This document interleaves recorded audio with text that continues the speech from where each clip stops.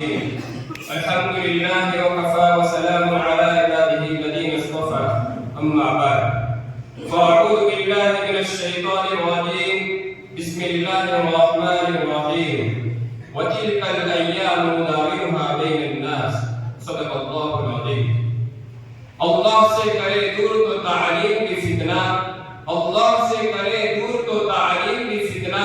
املاک کی اولاد کی جاگیر کی فتنہ نہ حق کے لیے اٹھے تو شمشیر کی فتنہ نہ حق کے لیے اٹھے تو شمشیر کی فتنہ ارے شمشیر تو کیا نعرہ تکبیر کی فتنہ صدر محترم حاضرین اجلاس اور سامعین کرام آج کی اس محفل میں اس مبارک قسم میں آپ حضرات کے سامنے قوموں کے عروج و زوال کی حقیقت اور دنیا کی ترقی و ترقی کے نقشے کا ایک ہلکا سا خاکہ پیش کرنا چاہتا ہوں۔ مجھے امید ہے کہ اس آئینے اور حقیقت کی چھلنی میں ہم اقتدار یافتہ اور ترقی یافتہ اقوام کا چہرہ دیکھ سکیں گے، ان کے مستقبل کا اندازہ ہمیں ہو جائے گا اور خود اپنے لیے فیصلہ کریں گے۔ حضرات، دنیا آج سے نہیں ہزاروں بلکہ کروڑوں برس سے قائم ہے اور قیامت تک باقی رہے گی۔ اس مدت میں نہ معلوم کتنی قومیں روئے زمین پر نمودار ہوئی، کتنی ہی قوموں نے اس دنیا کے اسٹیج پر کرشمہ سازی کی، اپنے کرتب دکھلائے، تماشا کیا، چل بسی، فنا ہو گئی۔ کتنی ہی قوموں نے اس قدر ترقی کی کہ دنیا کو معلوم ہونے لگا کہ ان کی ترقی لازوال ہے۔ یہ قوم کبھی فنا نہیں ہو سکتی، اس کی حکومت کبھی ختم نہیں ہو سکتی، لیکن جب حقیقی طاقت رکھنے والے فرمانروا نے ان کی قسمت کا فیصلہ کیا تو ایسی گری کہ دنیا ان کے نام سے بھی واقف نہیں رہی، ان کے وہ نقوش بھی باقی نہیں رہے جن پر ان کو ناز تھا۔ نہ سکندر ہے، نہ دارا ہے، نہ قیصر ہے، نہ جم، نہ سکندر ہے، نہ دارا ہے، نہ قیصر ہے، نہ جم، بے محل خاک میں ہے قصر بنانے والے۔ نمرود نے سوچا کہ تمہیں تو خدائی کا دعویٰ کر ڈالا ہے، بابل و نیروا کے تمام اختیارات تمہارے قبضے میں ہیں، ان کے کھنڈرات کر کے تمہارا سکہ جاری ہے، اقتدار کا تازیانہ تمہارے پاس ہے، قوت و طاقت، غلب و تسلط، فوج و سپاہ، لشکر و رعایا سب پر تمہارے حکمرانی ہے۔ کسی نشے اقتدار کے سرمست ہو کر نمرود نے تمرد و سرکشی کی، ظلم و ستم اور کفر و عدوان کا ایک نیا باب شروع کیا۔ غریبوں کے خون سے نشان کا ساغر احمدی تیار ہونے لگا اور اس نے سوچا کہ میرے اقتدار کو کوئی خطرہ نہیں، قوت و طاقت میرے ادنا غلام ہے۔ لیکن جب سے اس نے خدا مخیر ہوا اور وَإِن تَتَوَلَّوْا يَسْتَبْدِلْ قَوْمًا غَيْرَكُمْ کا اصول سامنے آیا تو نمرود اتنا بے حقیقت ہو کر بنا کہ اللہ تبارک و تعالیٰ نے اس پر ایک مچھر کو مسلط کیا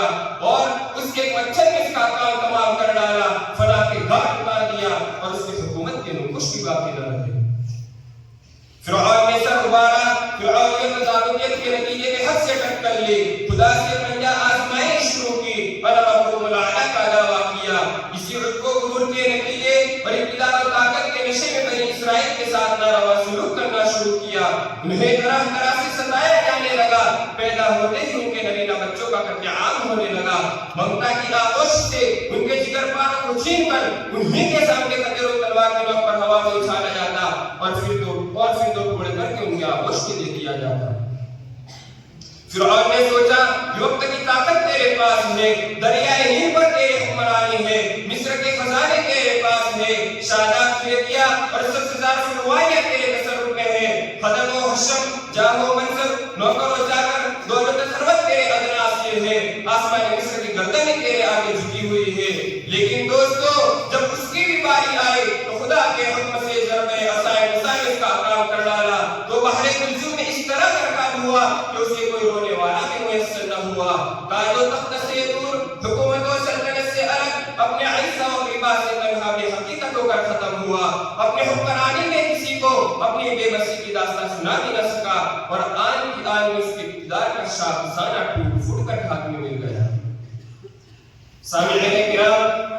واقعہ یہ ہے اس دنیا پر کتنے ہی جبابرہ، نمائدہ، فراعنہ، اکاسرہ، قیاسرہ آئے اور اپنے وقت میں ایسی کرشمے دکھائے کہ جس نے دنیا کو حیرت میں ڈال دیا اور دنیا نے یقین بھی کر لیا کہ ان کی ترقی لازوال ہے، وقت کا نیتا ان پر مہربان ہے، اب یہ طاقت کبھی ختم نہیں ہو سکتی، ان کے اقتدار کو چیلنج نہیں کیا جا نہیں سکتا، لیکن جب اس قوم میں اوصاف جہاوانی ختم ہو گئے، حکمرانی نے ان کے ذہن و دماغ کو کچھ کو غرور کی گندی سے سڑا دیا تو صدیوں کی اس مستحکم عمارت کو تحریک خاک کر دیا، شوکت و عظمت کے اس مضبوط گھرنے کو اس طرح اکھاڑ پھینکا کہ دنیا میں ان کا نام لیوا تک باقی نہ رہا۔ ان کا جناب و جرأت، شاہانہ اقتدار اور حاکمانہ قوت و سطوت سے سرہستی سے ناپید ہو گئے۔